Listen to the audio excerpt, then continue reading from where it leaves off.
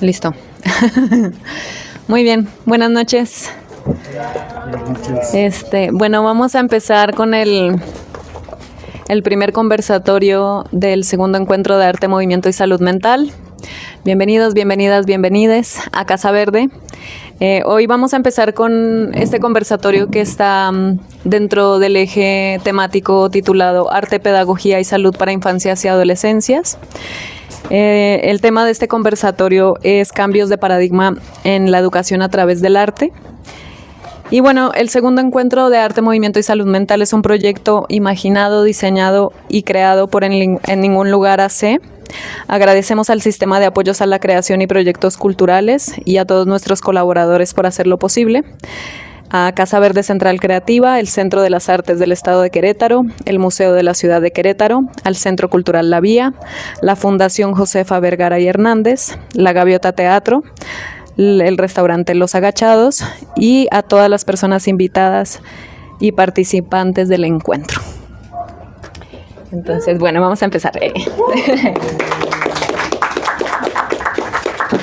Bueno, pues hoy tenemos así dos invitados maravillosos. Todos los invitados e invitadas que vienen al encuentro son increíbles. Voy a presentar primero a Luis Osorno, que es colaborador del proyecto desde hace muchos años, es amigo y lo admiramos mucho, hemos trabajado con él y voy a leer un poquito de su reseña para que así nos vayamos con el contexto. Ay, espérenme que se me perdió. Acá está. Bueno, Luis escribe: me dedico a trabajar con palabras, encuentros y afectos, desde la escritura y la edición independiente, así como pedagogías alternativas que prefiero llamar poesía, acción y juegos desescolarizados. Recientemente me gusta pensar mi labor desde una serie de ejercicios hacia la escucha y la percepción. Actualmente llevo 2 proyectos editoriales expandidos, Editorial Taller de las Flores Raras y Hacia la Salud como Flujo, desde donde elaboro libros en mi taller a partir de los procesos que acompaña cada proyecto. Él es Luis Osorno. Un aplauso para Luis. Y bueno, del otro lado tenemos a Taniel Morales, que va a estar también compartiendo mañana laboratorio. Bueno, Luis también va a estar compartiendo trabajo para infancias en colaboración con En Ningún Lugar. Y mañana Taniel con el laboratorio Pedagogías del Hacer Común. Hace mucho que teníamos ganas de trabajar con él y bueno, por fin logramos que viniera y esté aquí. Voy a leer ahora sobre Taniel. Con licenciatura en Artes Visuales y estudios en matemáticas, música y danza, Taniel Morales se inscribe en la plástica social, disciplina del arte contemporáneo que trabaja el vínculo y la organización social como materia plástica a modificar. Es profesor en Soma y Psico, Centro de Investigación Coreográfica, y autor de los libros Manual para Maestros que Lloran por las Noches. Es Secretaría de Educación de Guanajuato, México, y En Común, Neret Editions, Barcelona, España. Pues muchas gracias a los dos por estar aquí.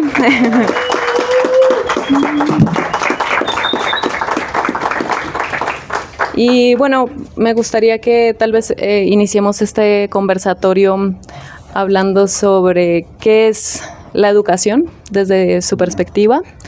Y creo que se puede ir respondiendo también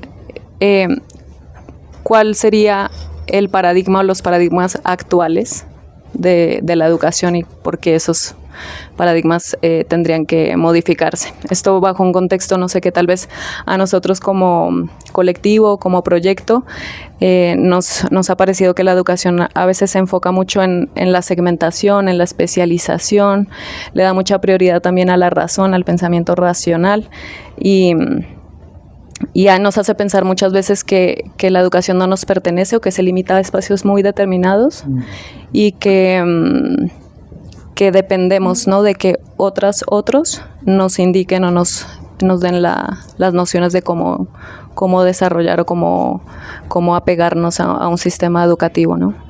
Entonces, bueno, ¿qué es la educación y cuál sería el contexto, ¿no?, del paradigma o los paradigmas actuales sobre la educación? Les voy a pasar el micrófono. Bueno, bonita noche a todos, todas. me voy a evitar, o sea, mucho, justo leer a Daniel me ha ayudado mucho a ordenarme como algunas intuiciones o como cosas que uno siente de repente, entonces no voy a explicar lo que tú podrías explicar, ¿no?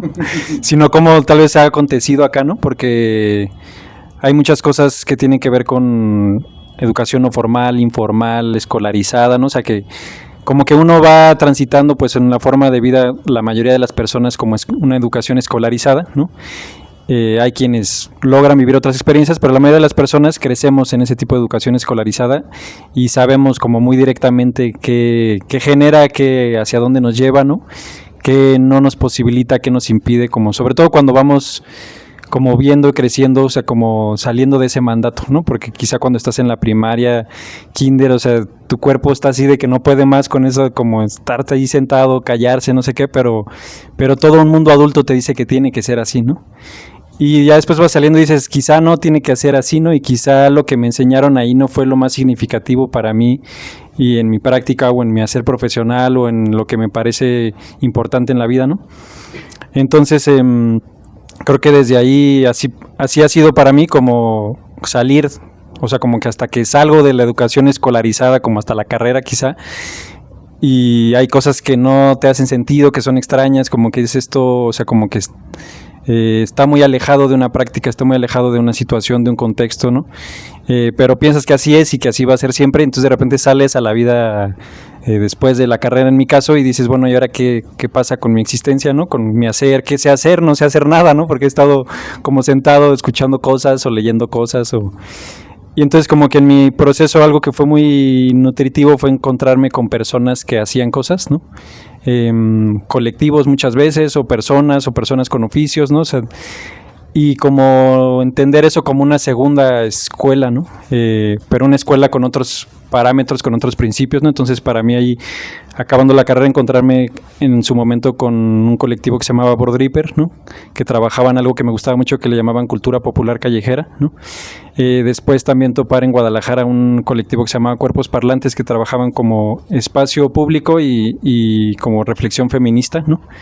Y entonces eran colectivos que tenían que ver de repente cosas, o sea, como cosas muy prácticas de hacer, tanto por convocatorias, por chambas, pero también había una inquietud de seguir pensando qué estamos haciendo y por qué lo hacemos, pero ya no como lo hacía en la escuela, pues, ¿no? O en la universidad, sino como a partir de lo que estamos haciendo, ya no tanto como agarrado siempre de un autor ajeno a mí, ¿no? A mi proceso, a mi experiencia, ¿no? Entonces creo que para mí ir entendiendo esto ha sido como ese proceso de estos otros espacios formativos, también la Casa de Vinculación de Carrillo. Algunos de esos espacios todavía existen y otros ya no, ¿no? Y es también parte del mismo proceso. La Casa de Vinculación de Carrillo como mucho en qué es la educación popular y qué es un proceso situado en un barrio y que trata de considerar cómo es un barrio y qué propone a partir de ahí, ¿no? Y cómo es ajeno o no ajeno lo que proponen. Entonces, creo que para mí mis procesos de reflexión sobre la educación ha venido mucho de encontrarme con esas personas, con esos procesos y encontrarme también que no sabía nada, ¿no? Así como tú que eres psicólogo, ¿no? Así como dicen los chistes, ¿no? Así como y enséñame esto o qué puedes decir sobre esto y sentir que no sabía nada, no tenía nada que decirles, ¿no? Y entonces como a partir de ahí empezar a decir, bueno, ¿cuál es la práctica que yo quiero tener? ¿Qué es lo que quiero hacer? ¿Qué es lo que quiero compartir? ¿Qué me mueve, no? Entonces creo que como que para mí la educación ha sido ese otro segundo proceso que después puedo entender leyendo a Daniel así como, mira, ¿no? Así como está la educación no formal, estos son otros procesos, no hay una currícula, no hay un perfil de egreso, ¿no? O sea, y no hay una calificación, ¿no? Pero hay procesos de aprendizaje y también hay un intento de aprender de esa experiencia, ¿no? Y que no solo sea pura práctica, sino también, sí, como irlo reflexionando y no en individual, sino en cómo nos vamos sintiendo, ¿no? Entonces creo que lo que he intentado hacer después de eso es eso, ¿no? O sea, como nutrir, como ahí está el centro de lo que me parece importante, como procesos personales o colectivos de los que voy aprendiendo, de los que voy reflexionando, dudando, sintiendo, ¿no? Y para mí eso es como lo que ahora entiendo como educación que me parece más rico, ¿no? Y desde ahí se me hace de repente ya muy ajeno la educación escolarizada u otras cosas que digo, bueno, a veces se vale ir por funciones estratégicas o chamba o lo que sea, pero y no y también ahí aprendes, o sea, como encuentras autores, teorías que de repente pueden ser muy satisfactorias, también hasta sensorialmente a mí me pasaba como, me clavé mucho como en ciertas teorías en Deleuze, Guattari, así que decías, qué chido saber que existe la multiplicidad, el rizoma, el devenir, ¿no? O sea, como que eso me hace sentir satisfecho corporalmente, ¿no? Como que no tengo que ir hacia algo único, hacia algo abstracto, hacia algo, sino, y entonces de repente también está bien chido el viaje teórico y luego cómo lo combinas con lo que vives, ¿no? Que tal vez, no sé si es rizomático o no, a veces sí, a veces no, y es como la vida que vas compartiendo, ¿no? En los proyectos que tienes, ¿no? Entonces creo que desde ahí he estado intentando hacer como esos otros procesos de educación, como coeducación, o sea, como que estamos aprendiéndonos juntos, ¿no? Sí, y bueno, no, qué lindo porque también pensar en la educación como la vida misma, ¿no? Más que, sí, gracias. Sí, o sea, aquí está como el punto de que educación es un objeto, ¿no? Lo que decía Iván Illich es bien bonito, que es que en general una de las perversiones del mundo occidental es que ha convertido cosas que son verbo en objeto. Entonces el verbo, o sea, lo importante, a donde deberíamos de poner la atención es aprender como verbo, ¿no? La educación se convierte en un objeto y como objeto entonces se presta a la lógica de la carencia, porque el gran problema es que los objetos no alcanzan para todos, entonces pues se presta justo a la capitalización de la educación, ¿no? Gente que tiene más educación que otra, etcétera, etcétera. En cambio, si mantenemos el verbo, ¿no? El foco en el verbo, que es aprender, entonces lo bonito del verbo es que alcanza para todos, no como el objeto, que hay carencia, pues, ¿no? Y el que lo controla, pues controla, tiene todo el poder. El aprender como verbo, pues es algo inevitable, pues, ¿no? Y es bien bonito de repente dejar de pensar en términos de educación y más en términos de pedagogía, ¿no? Del aprendizaje, que es cualquier transformación. Cualquier transformación es pedagógica. Es decir, en realidad de lo que se trata, de lo que se tendría que tratar la escuela, de lo que se tendría que tratar, digamos, la educación, es en transformarse. Y ahí sí tendríamos como dos grandes paradigmas. Un paradigma que es transformarse hacia un objeto que es postulado, digamos, por una serie de instituciones, cómo es que yo quiero llegar a ser, y entonces te convierten en algo, que es el mito del profesional. El profesional es una figura que representa toda una forma de pensar de la institución. Lo que decía Iván Illich es bien bonito, ¿no? El profesionista es una interfaz de la institución. Es decir, en realidad el abogado ya no es una persona, es la interfaz de la idea de leyes. El doctor no es una persona, es la interfaz de la idea de salud. El artista no es una persona, es la interfaz de la idea de arte. Y en ese sentido, este proceso de educación a lo que lleva es a negarte tu propia individualidad para que tú acabes representando lo que piensa la institución acerca de una materia, ¿no? En ese sentido hay para mí dos grandes paradigmas en la educación. La educación llamada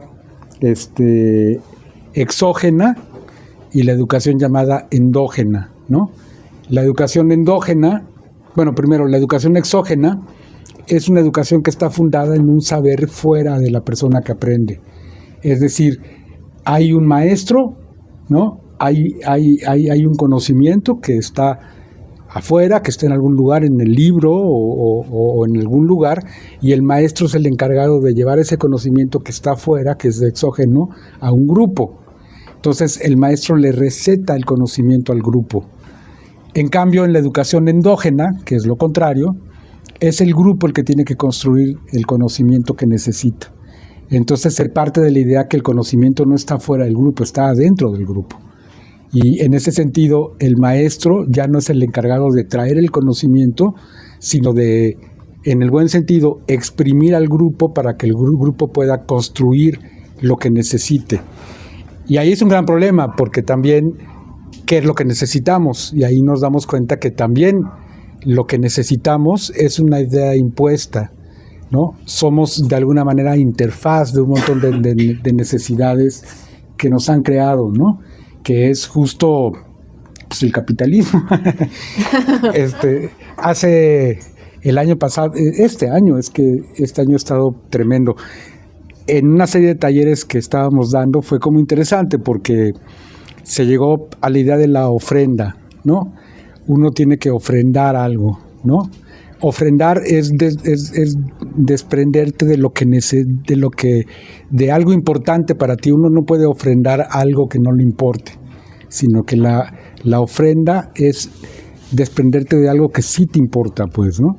Y al sacar algo que te importa, que tiene un valor primordial en tu vida, se abre un hueco en tu vida que es llenado por alguna otra cosa que llegará, y esa es la transformación pedagógica. Es decir, la pedagogía consiste en quitarte las cosas que tú pensabas que eran esenciales, ¿no? Bueno, para mí. Y entonces, con este grupo llegamos a darnos cuenta que criticamos mucho al capitalismo, pero en realidad el capitalismo nos da a ciertos privilegiados un montón de cosas muy sabrosas, como tener un celular, como tener un micrófono, como viajar a otra ciudad, como comer sabroso, como pues un montón de privilegios maravillosos, pues. Entonces la idea, y con eso acabó ese taller, es: ¿seremos capaces de ofrendar el capitalismo? Wow.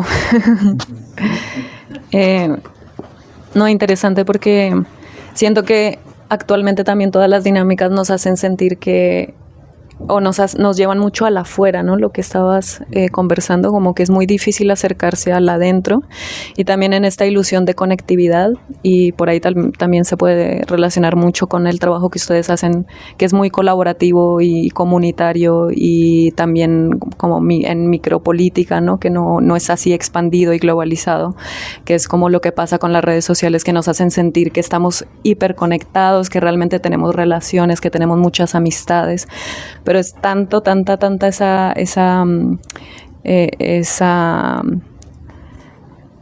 esa cantidad de estímulos que al final nos quedamos como sin nada, como que nos cuesta mucho trabajo regresar a nosotros e ir hacia adentro y trabajar en equipo desde lo mínimo, ¿no? Desde lo micro. Entonces, les preguntaría así como qué estrategias creen que se pueden desarrollar, ¿no? Como para realmente acercarnos a ese cambio de paradigma de una manera mucho más real y sustancial. ¿Tú quieres? Se me ocurre una. Se me Una, ocurrió tengo una una. ahorita. A ver si sirve. Un encuentro de arte, movimiento y salud. Sí. Vamos ganando. Bien. Pues una que... O sea, siento que algo que muy en específico en mi caso con el proyecto de las flores raras, ¿no?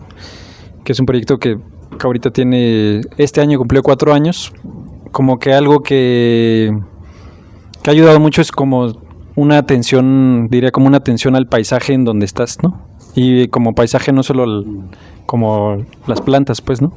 O sea, como que ese proyecto nació, funcionó, siguió, y medio sigue ahí tambaleando, pero sigue, ¿no? Como que no solo por mi aferre, ¿no? O tal vez sí al inicio, pero fue un aferre que coincidió con algo que como que en cierta forma quería suceder, ¿no? El taller tal cual surgió cuando Robbie y yo nos vamos a vivir al barrio de La Laguna en Hércules, y en el patio en donde vivimos, justo es la pandemia, los niños están... pues con la educación así súper absurda, con el celular todo el día encerrados, ¿no? Y ese barrio en particular, pues son muchos primos que se conocen, entonces en realidad estaban jugando todo el día entre ellos, ¿no? Y pues aunque estaba lo del aislamiento, pues ellos convivían ahí, son vecinos, son familia, ¿no? Entonces se veían todo el tiempo. Y por curiosidad se acercaron al patio de Robbie y el mío, porque éramos los raros que llegaron a vivir ahí, ¿no? Los atípicos de Hércules. Y ya había una intención, pues, de empezar a hacer como explorar pedagogías alternativas, formas distintas de trabajar en un grupo, a partir de lecturas o experiencias que había conocido o visto. Pero mucho de lo que hizo que siguiera sucediendo es porque casi que llegaron solitos esos niños y después dije, bueno, vamos a hacer algo con esto y siguieron llegando y invitaron a sus primos, invitaron a no sé quién. Entonces luego me doy cuenta y Las Flores se ha sostenido por un grupo como de 4 familias, ¿no? O sea, difícilmente diría, es un proceso comunitario con todo Hércules, ¿no? Porque como cualquier comunidad o grupo, o sea, como es muy difícil llegar a todos lados y es muy difícil tú crear un significado comunitario como el que en estas fechas, por ejemplo, tiene la Virgen de la Purísima Concepción allá en Hércules, pues difícilmente vas a llegar a hacer un significado como eso y tú llevar un proceso así, ¿no? Pero sí puedes trabajar con escalas pequeñas, ¿no? Y si algo quiere que suceda, o sea, más allá de tu intención, o sea, como que sigue sucediendo, ¿no? Y entonces siento que ese proyecto, o sea, como que ha seguido un poco avanzando porque hemos intentado como percibir ese paisaje que son también esos niños allí, ¿no? Y que son también el cerro que tenemos al lado y ir ahí y como después preguntarnos cómo se llaman las plantas y después como en las mismas conversaciones que teníamos Rob y yo con los vecinos, como decir, bueno, ¿por qué no también entrevistamos a los abuelitos, ¿no? O sea, como cosas, y de repente ya hay un cruce intergeneracional de los abuelitos y los niños, ¿no? Que si no me lo hubiera propuesto, pues no, quizá no funciona, pues, no sé, como lo puedes proponer, como necesitamos juntar a los abuelitos con los niños, ¿no? Es mi proyecto de tesis, ¿no? Y y no sucede, ¿no? No cuaja, no, nunca va a poder, ¿no? Pero de repente hay otro camino sin querer queriendo donde llegas ahí también, ¿no? Y ves que funciona, ¿no? Y hay cosas que no funcionan, que propones y siento que eso es una vía también, ¿no? O sea, como cuando vas atendiendo en lo que tú propones, haces o quieres construir, como que como que va floreciendo por sí mismo y que no, y tampoco te aferras como o te lo tomas personal o no, y sí es un proceso, ¿no? O sea, como no, y también hay muchos otros elementos, ¿no? Como por qué avanza o no avanza algo, ¿no?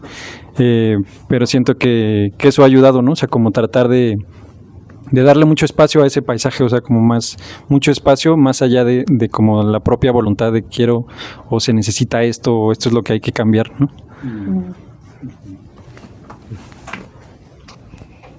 Sí, es difícil, pues, ¿no? Hablar de una estrategia que funcione de una vez y para siempre, porque justo el meollo es que la estrategia es la creatividad de la comunidad. O sea, el gran problema es pensar que la estrategia tenemos que aplicársela a una comunidad. Es la comunidad la que tiene que generar sus propias estrategias, ¿no? Otra vez, el gestor o la voluntad que de repente pone la llaga en esta transformación no es el que inventa la estrategia, es el que no deja de presionar a la comunidad para que puedan llegar a generar una estrategia. Y evidentemente las comunidades, como dice Luis, pues son inasibles, pues, ¿no? Es decir, uno nunca trabaja con una comunidad, uno trabaja con personas que pertenecen a una comunidad y estas personas pues nunca son toda la comunidad, sino que la comunidad es mucho más amplia, ¿no? Por ahí lo que se dice es que una comunidad está integrada sobre todo por una idea de pasado, de presente y de futuro. Y ahí hay que distinguir lo que es una población de una comunidad, ¿no? El hecho de que vivamos en el mismo territorio no nos hace comunidad, nos hace pues población, ¿no? Hay que construir un relato que nos involucre a todos y que le dé un sentido a todos los que viven en el territorio para que se cree una comunidad. Y de ahí es que los caminos para el trabajo comunitario, si no estrategias, sino caminos, ¿no? Hay que crear las estrategias, son pues sobre todo de 3 índoles, yo pienso, ¿no? Una es el sentido común, hay que ir modificando el sentido común, porque el sentido común que nos han vendido y en el que vivimos es un sentido común individualista, pues, ¿no? Entonces, cuando logramos de repente modificar poco a poco lo que llamamos sentido común, pues entonces se empieza como a trabajar desde otros paradigmas más comunitarios, ¿no? Otro, pues, es la idea de un relato colectivo, cómo ir construyendo un relato colectivo, pues, ¿no? Los niños tienen juegos colectivos y ese juego colectivo es un ensayo de relato, ¿no? Por eso es que es tan importante que los niños puedan crear sus propios juegos, porque si no, si se les imponen juegos, yo me sorprendo cómo de repente juegos que eran libres, por lo menos en mi infancia, como el ¿cómo se llamaba? El 7 loco, se llamaba así antes, luego se convirtió en 1 y crearon una baraja especial para jugar 1, cuando en realidad el 7 loco se jugaba con cualquier baraja, no con la baraja especial del 1, ¿no? Es decir, nos están enseñando a que jugar es montarte en un relato que ya existe, cuando el principal juego del niño tendría que ser inventar relatos, inventar juegos, ¿no? Entonces, ese es como un gran segundo camino, ¿no? Entender que el relato lo tenemos que inventar, no habitar un relato que nos imponen, pues, ¿no? Un relato que nos imponen que está lleno, pues, de ejercicios de poder, del género, de la clase social, de la raza, de la cultura, de un montón de cosas que nos imponen como un relato colectivo, pues, ¿no? Y por último, pues es el trabajo cara a cara, es la relación directa, pues, ¿no? Cómo nos relacionamos con el otro, con la otra, con leotre, ¿no? Ahí es a donde está también como un gran campo de acción para el sentido común. Le di la vuelta a la pregunta porque no creo que haya una estrategia, ¿no? que funcione, sino que al contrario, inventar una estrategia es lo que funciona. Genial. A ver, voy a intentar conectar todo lo que pensé. Porque, bueno, y esto se vincula, vamos a intentar vincularlo también con las artes, porque siento que el lenguaje está igual también muy limitado, ¿no? A la palabra, a la razón. Y hay otros lenguajes en el cuerpo que justamente aplican otras lógicas que no son las lógicas convencionales a las cuales estamos aferrados o aferradas, o al cual el sistema nos ha hecho dependientes, ¿no? Y el juego también como una posibilidad de improvisación, las artes lo tienen muchísimo, esta idea de poder cambiar, ¿no? De leer el espacio, de poder modificarnos, de que las estrategias también se vayan mutando y que no sea una cuestión solamente de imponer, sino también de escuchar y entablar una conversación con nuestro entorno, con las personas y demás, ¿no? Yo igual pensaba mucho que, en particular en mí, en un momento como muy determinante sobre cuando yo me cuestioné mucho por qué hacía obras de danza, como que dentro de mi profesión, de repente me parecía absurdo o no entendía muy bien o carecía de mucho sentido crear obras. Y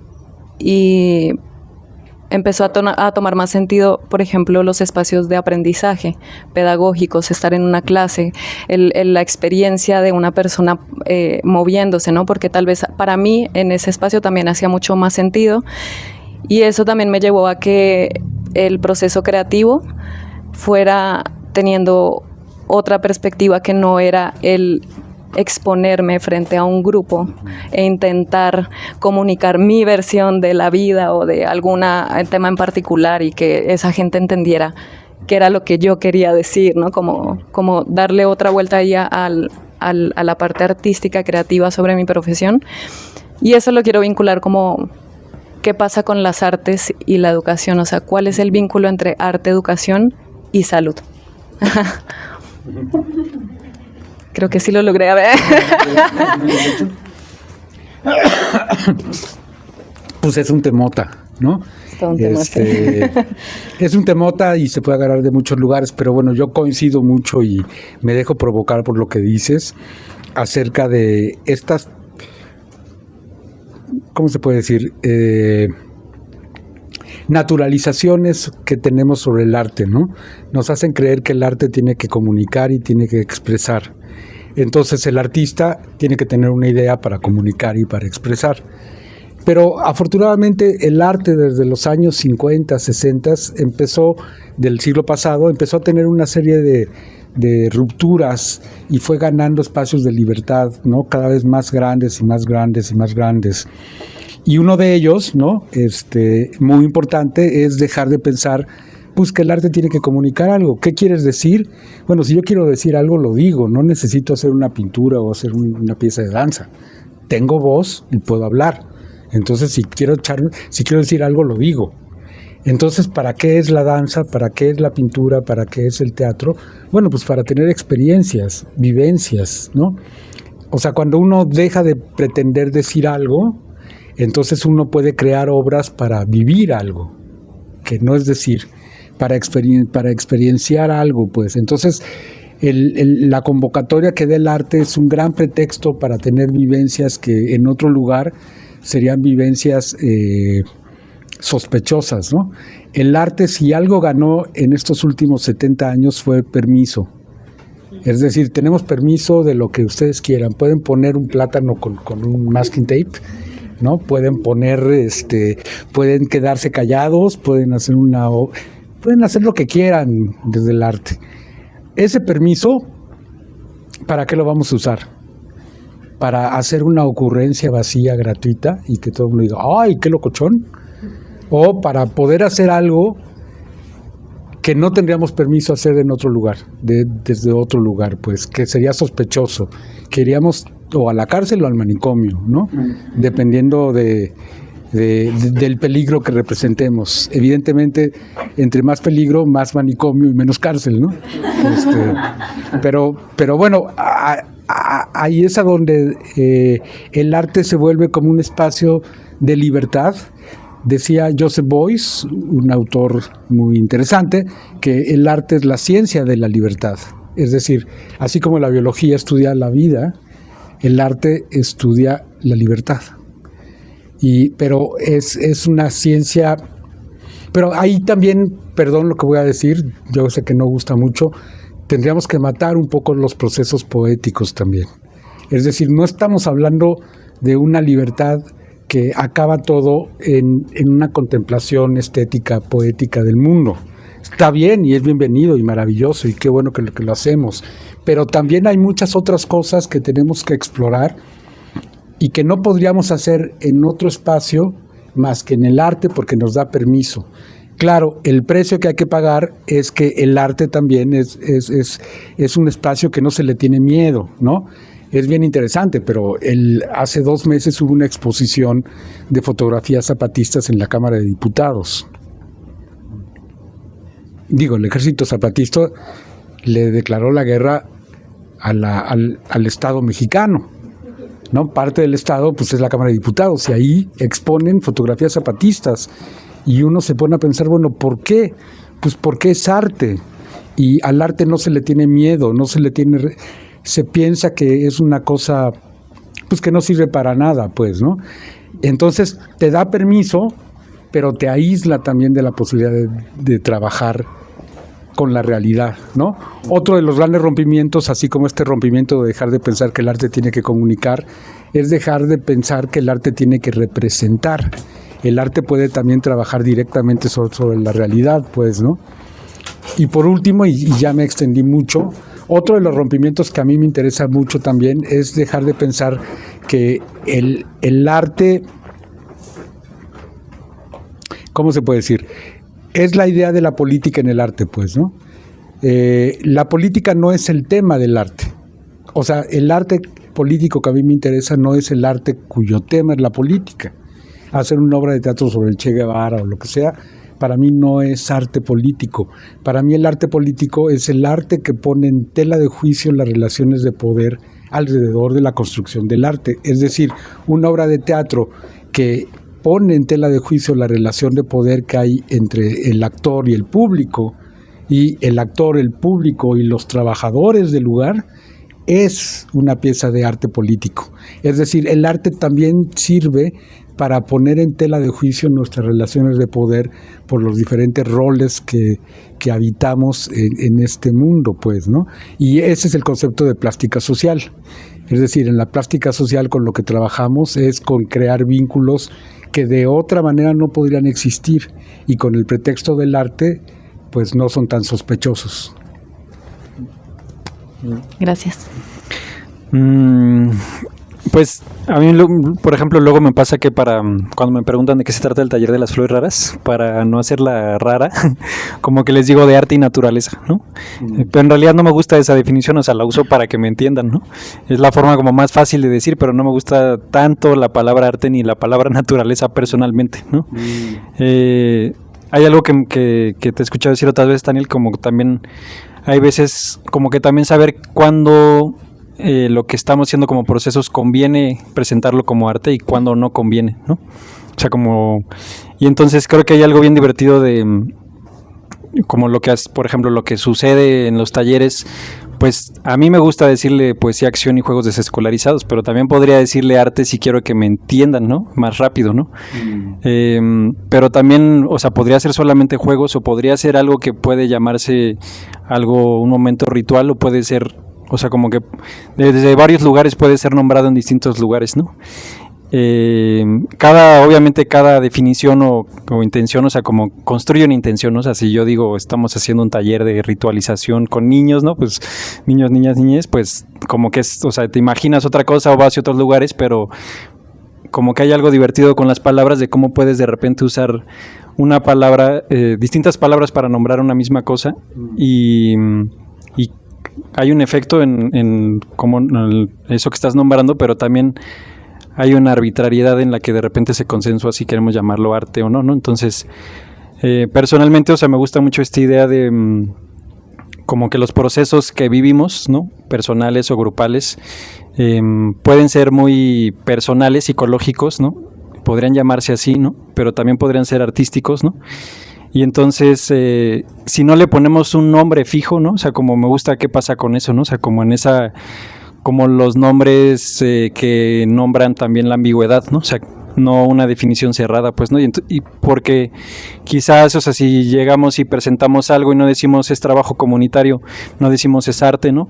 Sino nomás hacemos como el trabajo que hace la persona que lo está viendo o recibiendo, de cómo interpreta eso, se me hace bien interesante, como bien divertido, de en dónde acomoda eso. Dice, hay gente que dice, es que estás haciendo política con niños, ecología, ¿no? Estás haciendo ecopoéticas, estás haciendo, y le ponen como el nombre, el ángulo que lo ven, ¿no?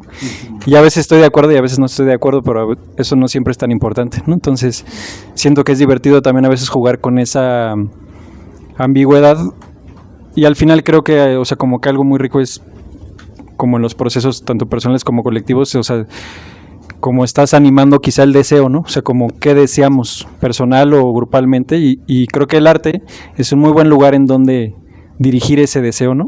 Porque para no dejarlo solo en un terreno psicológico, digamos, ¿no? Aunque también está ahí súper metido, ¿no? Y entonces, pues no sé, personalmente me gusta esa ambigüedad de decir, pues como que tú puedes trabajar ese deseo hacia algo que después quieras nombrar artístico, o que quieras nombrar psicológico, o que quieras nombrar político, y el hecho de que lo nombres no quiere decir que no sea las otras definiciones también para quien lo recibe, ¿no? Entonces, sí, pero a veces uso eso, ¿no? Arte y naturaleza para que me entiendan de todos modos. Ay, gracias. Bueno, ya nos queda poquito tiempo, entonces pues me gustaría, no sé si alguien quiera participar, si tenga una pregunta, también abrir como el espacio para que conversemos todas, todos, todes. Ahí hay. Ahí te pasó el micro. Ah, gracias. Para que salgas también en la... Bueno, de todo lo que decías, Daniel, hubo algo que me movió sobre el... Hablabas de las estrategias y de que se dividía en tres, o sea, como en estas propuestas. Y en la tercera dijiste el trabajo cara a cara, ¿no? Cómo nos relacionamos con lesotres. Pero ahí, pues bueno, este año ha sido de mucho movimiento y también de mucha reflexión en eso, que luego relacionarse con otros es muy complejo, se vuelve demasiado complejo, conflictivo, y dentro de la educación, o sea, viendo el proceso de Luis también, por ejemplo, pues hay veces que dentro de ese hacer comunidad, pues también hay problemas entre las mismas familias, o no voy a mandar a mi niño ahí porque pues, nos peleamos con ellos. De hecho, yo ahorita estoy peleado con la familia de los niños que tomaban el taller ahí, ¿no? O sea, y muy peleado, o sea, de que ya no los volteo ni a ver, ¿no? Pero va por ahí la pregunta, o sea, ¿qué ideas tienen o qué pueden decir de eso, de esas complejidades que se generan y cómo se genera la paz o cómo se arregla? Bueno, yo sé que no hay respuestas, ¿no? Pero ¿qué piensan? Pues me voy a ir por las ramas, o sea, por lo teórico.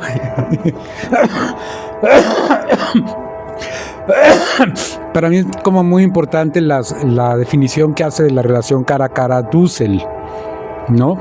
Él habla de 3 tipos de relación cara a cara, ¿no? Que es la política, la pedagógica y la erótica. ¿Y la erótica? Y la erótica. Entonces, en la relación política, de lo que se trata es de relacionarnos a partir de lo que sí compartimos. Y el fin no es cambiar al otro. Yo no quiero que cambies y yo no quiero que tú me cambies.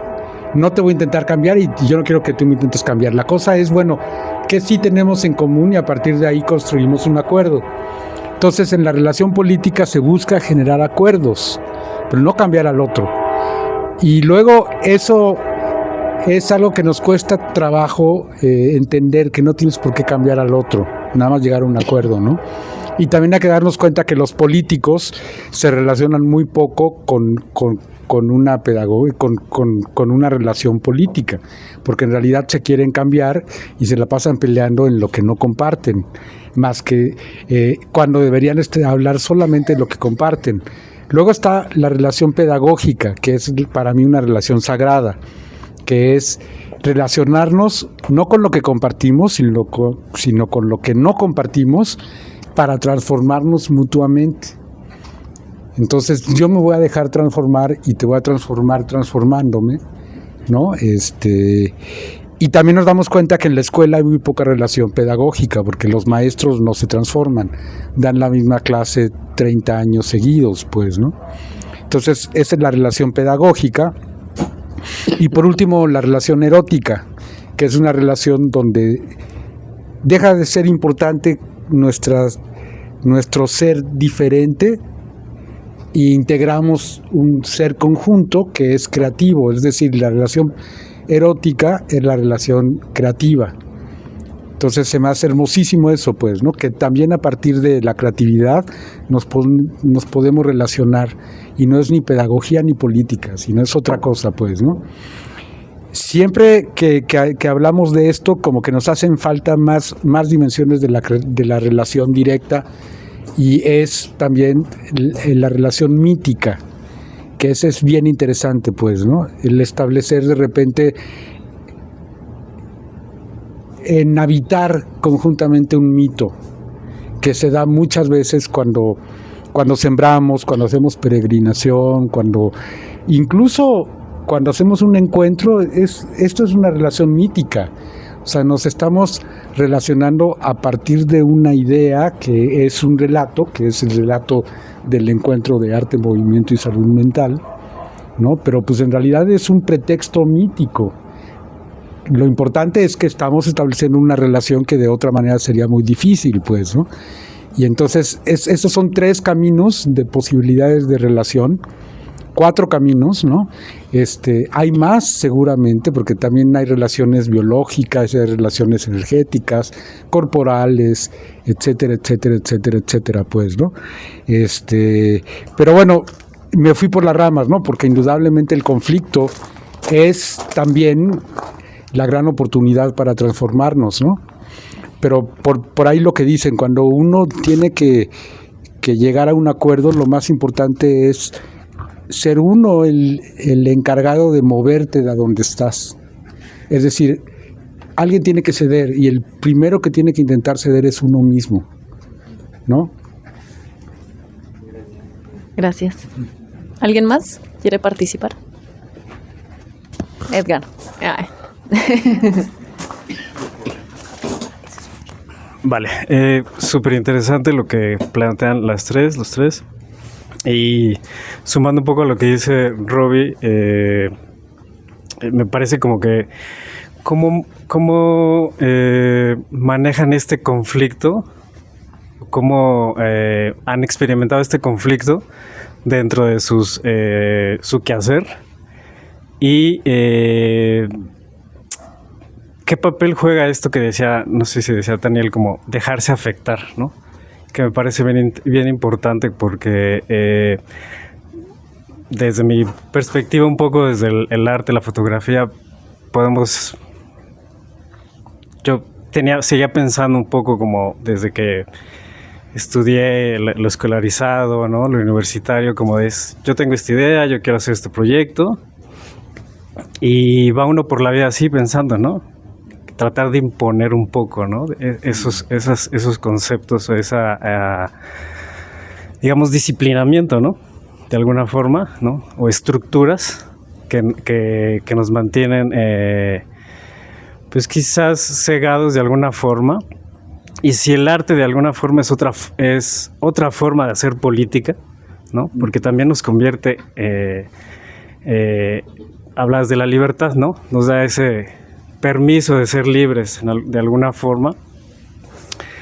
Entonces sí, ¿cómo han experimentado eso, ¿no? ¿Cómo han experimentado esa experiencia sensible, ¿no? De su quehacer pedagógico? Tú que llevas 15 años con el colectivo. Bueno, yo pensé ahorita que preguntabas como en algo muy tangible, como en la experiencia de trabajar, por ejemplo, con infancias. Y es que siento que hay mucha presión, por ejemplo, de este lado de ser maestro, de estar a cargo de un grupo, de saber y tener respuesta para todo. Y siento que hay algo muy, muy lindo que yo he descubierto sobre este tipo de dinámicas, que es que no pasa nada si le dices a un niño no sé, o le dices a tu estudiante no sé. O sea, pues no sé, o sea, ¿tú qué sientes? Explícame qué te pasa a ti. Y entonces el aprendizaje es mutuo y no nos colocamos en ese lugar, ¿no? Como de tener que darle respuesta a la otra persona. O sea, creo que esa es una forma, ¿no? Como que yo he sentido muy amistosa, porque entonces también me hace parte de ese mismo proceso de aprendizaje y de organización. O sea, por ejemplo, en una clase no soy yo quien organiza la clase, yo propongo ciertas dinámicas, las imagino, y cuando estoy ahí yo sé que eso no va a ser así. Y tengo que organizarme con ellos, no organizarlos a ellos, ¿no? Pienso tal vez en eso. Está potente la pregunta. Sin sacar así 10 hojas de anécdotas así, fallidas. Pero creo que, o sea, como que iba a empezar por el mismo lugar que decías, o sea, creo que colocarse primero en el no saber está bien, ayuda mucho, pues, o sea, como en el conflicto, yo pensaba pues más sí, también como en los colectivos, en los procesos grupales, en los procesos colaborativos, ¿no? Cuando se rompen, cuando se terminan, cuando ya no continúan, cuando el acuerdo no funciona como lo esperabas, ¿no? O sea, eso a mí me ha pasado 1000 veces, ¿no? Sí. Y perder también amistades, o sea, que acabe en mucha confusión, que no puedas aclarar cosas, ¿no? O sea, creo que cada vez hay, o sea, el conflicto sigue sucediendo, pero hay un proceso de aprendizaje como también de, primero como decir, bueno, como dices, muchas veces estamos, o sea, en un grupo, si queremos hacer algo, o sea, como que parece que la idea es lo que nos guía, ¿no? El proyecto, como la idealización o hacia dónde nos dirigimos, y siento que esos conflictos nos regresan a que lo importante, lo que estás aprendiendo, lo que estás trabajando es la relación, ¿no? Así en todos los casos, ¿no? De las relaciones de la vida, ¿no? Pero como que ahí pasa mucho que...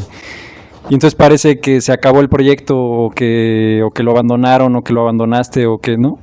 Pero en realidad como que también ahí es donde te detienes y dices, bueno, lo que sostiene la posibilidad de hacer o no hacer es la relación, ¿no? Las relaciones, ¿no?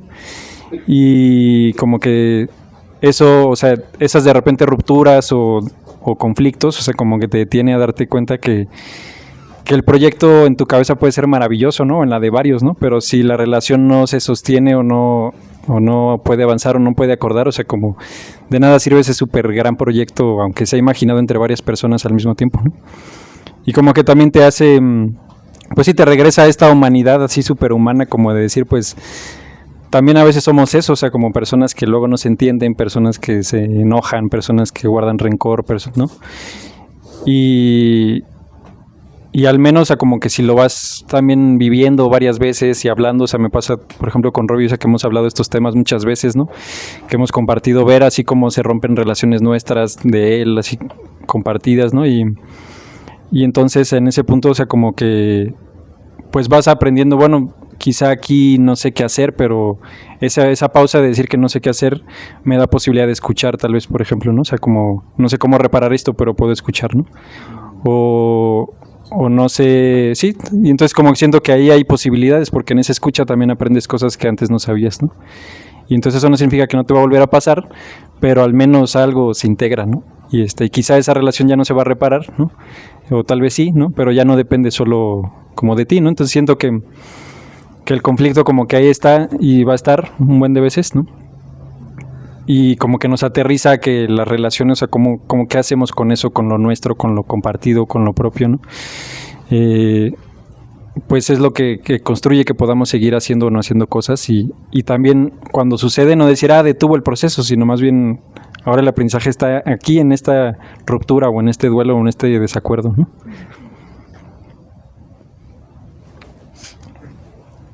Nada más una idea chiquita ahí.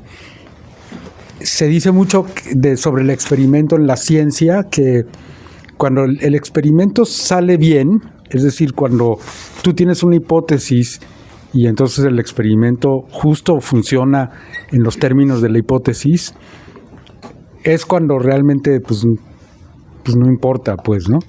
El buen experimento es cuando sale algo totalmente diferente de lo que tú intuías que iba a pasar. O sea, si te sale mal un experimento, ahí es donde sí tienes tú la posibilidad de tener una idea de premio Nobel en la ciencia, ¿no? Y con ese espíritu es desde donde yo retomo esta idea de el arte como ciencia de la libertad. Es decir, si investigas la libertad, todo el tiempo estás teniendo hipótesis acerca de cómo es esta libertad. Y esas hipótesis pues nunca se cumplen cuando hay un fracaso. Y este fracaso puede venir de que no planeaste bien lo que estabas haciendo, que te peleaste con el grupo, que un montón de cosas diferentes, de espacios diferentes de fracaso. Pero cada uno te enseña algo para esto de aprender sobre la libertad, pues, ¿no? Entonces, pues sí, yo sé que es muy trillado, pero es verdad esto de que cada vez que uno fracasa, pues en realidad aprendes algo, ¿no? Por eso es que uno ya sabe tanto a esta edad, porque fracasó toda la vida. Ay. Bueno, sé que luego en estos conversatorios queremos seguir infinitamente, pero pues si quieren seguir conversando, mañana inicia el laboratorio con Daniel. Y Luis va a estar también, pues si tienen sobrinos, hijos, hijas, para que vayan. Igual Luis también va a estar acompañándonos en otros conversatorios. Vamos a tener muchos más invitados e invitadas en estas 2 semanas, otros 2 fines de semana que tenemos el encuentro. Y pues muchísimas gracias a los dos, a todos y todas, todes, por estar aquí. Vamos a hacer una pausa. Vamos a tomarnos unos minutitos para despejarnos, movernos, comprar si quieren algo de cerveza y cafecito, cacahuates. Y a continuación va a venir el concierto de Mapo.